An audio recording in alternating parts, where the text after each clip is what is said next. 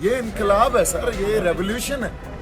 The And if they are not going to understand the seriousness of this matter, trust me, it's gonna be, it'll define the next political structure of this whole geopolitics of this entire country and South Asia. Deep Sidhu, thank you very much for speaking to us. If you can take us through the grouse of the farmers in a few points, make it simple for us. What is it that y'all are so adamant upon, apart from the MSP, guaranteed MSP that y'all are asking for? See, what we are adamant about that these corporates are going to come and dominate the whole agricultural sector, and farmers doesn't have that kind of education resources to counter or to deal with these corporates. So how would you say it's going to get affected, considering the government has given a green signal now for farmers to sell it for whatever price that they want to, and to whoever they want to, as opposed to the earlier system? Don't you think this is really progressive in a way? No, it's not progressive. You need to understand. See what happens. Like I said, our sense of belonging with our land, the way we look at it, it's not just the physical aspect of land, that the land is there present physically, the metaphysical aspect of it, that we consider this is our motherland. There was a program given to the farmers in 1966, which they called a Green Revolution. When these farmers had spread the entire country, the kind of food grains were given to them, or in pesticides and insecticides, and the new seeds were given to them to grow in this part of the country, especially Punjab and Haryana, without having any ecological literacy. We are dealing with land contamination, water contamination, we are dealing with environmental threats, and a major environmental threat. It is because of that Green Revolution. See, the program is given. Consequences would come in front of you in about 15 to 20 years, where program has expired. Why we are dealing with today suicides? Why we are dealing with farmer debts? Because the program has given, which was given at that point of time, was not sustainable. And that program caused all these side effects, which nobody is addressing to, nobody is looking at. Now, the government is saying, corporate sector, here, you guys go and handle the farming sector. They don't understand. Farmers are feeling so threatened, they're feeling insecure that their land is going to go away, and the corporates are going to dominate this sector, and they are going to take the whole control of.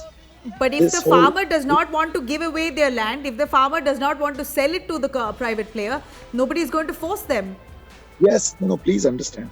We sometimes do not look at the profit. We do not look at, what the target is. So you're saying the corporate players are going to influence and brainwash the farmers to give in, and that's what the fear is.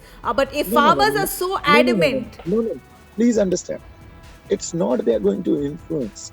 They'll make a structure in such a way where they snatch it away from them. I'll give you an example. Farmers today, are in such a need that for few thousands, they can sell their interests.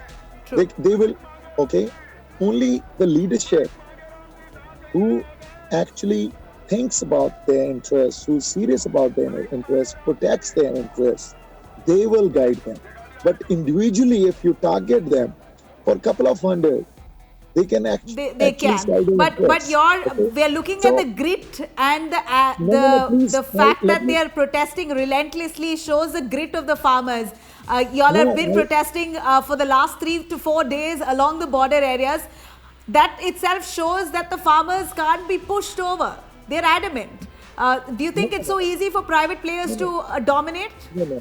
Yes, it is very easy. See who's pushing at the moment, because we ran this awareness project where we were in dharnas and morchas, from last couple of months. We brainstormed, we understood the consequences, we understood all the aspects, alongside what are the pros and cons. After considering what are the pros and cons. I'd like to give me give me top 3 points, the pros and top 3 cons. Let's talk about the cons, because the pros, which you guys already talk about and everyone has been talking about from government side as well, that it's going to bring in more transparency. True. See, we look at it differently. We are saying that they come with no emotions. They will not care about any ecological literacy. They will tell us what to grow, how to grow, when to grow, whatever suits them, because they control the market. We are not somebody who will control the share market and the commodity exchange market. They'll control the crop prices also there. Okay. Second point is, if government is saying that MSP would be insured, how is it relevant when there is no market? There is no market space. How MSP is relevant? Third thing is, because there's no market space. Now anybody can go and buy. They can buy from the doorstep. They can buy from the farms. Over there, how do you monitor that MSP is insured? Are there any penal liability or any kind of penal provisions that any corporate or individual buying the crop below the MSP price would be charged under such penal such law? Okay, nothing of that sort. Then, if there is a dispute between the guy who's buying and the farmers, that dispute cannot go to a court of law. It will be resolved by some government official. Now, how do you address such kind of justice? Now, this is something that you're hoping to get into a dialogue with the government and come down. But now you all are protesting by the border areas. Why aren't you moving from there? Why not the Burari ground? Why don't you want to go there? Let's understand that. We were going to Delhi. We were going to Ramlila ground. In fact, the call was to reach there and to engage in a dialogue with the government, because we engaged in a dialogue with the government, I think a couple of occasions before, but they never showed their genuineness and their seriousness to consider this issue. They are adamant that no, it is in favor of the farmers. Now, I want to understand, in a democracy, if there is a program or a law made for your citizens, and those citizens together are today raising their voice and saying that no, it is not in our favor, so we don't want this kind of a law, why don't you relook at it? You want a dialogue, or do you want to repeal it, and that's what you're looking at? Is there room for any dialogue? Is there room for any negotiation? Yes, there is absolutely a lot of room to have dialogue. See what it is. So you're not adamant that the laws must be quashed completely? No. See, please understand. Our demand is to quash it. And we have our reasoning. And we have our kind of, how we are going to advocate our reasoning, right? So we have the facts and figures in place. Okay. So when you go to the government, you will first place the facts and figures. Then you will place that this is my prayer, that kindly repeal it considering these aspects. Right. So that's what the dialogue is. Absolutely. Today, Deep Sidhu, a lot of allegation that this is politically motivated. Your take on that? No, it is not politically motivated. No political party is driving it. Please understand, all these farmers over here have come from their respective villages. These farmer unions are leading them. They are handling the whole issue. 30 farmer unions are together as one. All the leaders are really interested to initiate a dialogue with the government. Right. Are those farmers around you as well? Can we catch a glimpse of what's around you? We understand you yourself have left your acting career to be on ground and be part of this agitation there. Can I see? Yeah, there are lots of them. So we've called them. हम यहाँ पंजाब से आए हैं, पहले 2 महीने हम यहाँ पंजाब में जो प्रोटेस्ट कर रहे हैं, बिल्कुल पीसफुल प्रोटेस्ट हैं, डेमोक्रेटिक बेसिक प्रोटेस्ट हैं, और हम बिल्कुल पीसफुली अपनी एजिटेशन को दिल्ली के बॉर्डर्स पे लेके आए हैं।